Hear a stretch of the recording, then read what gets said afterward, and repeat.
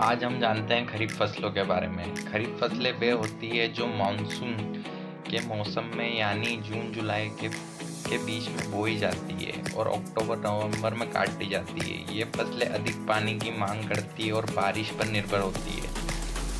प्रमुख फसलें हैं जैसे कि धान, मक्का, बाजरा, ज्वार, सोयाबीन, मूंगफली, कपास, अरहर, तिल, उड़द शामिल है।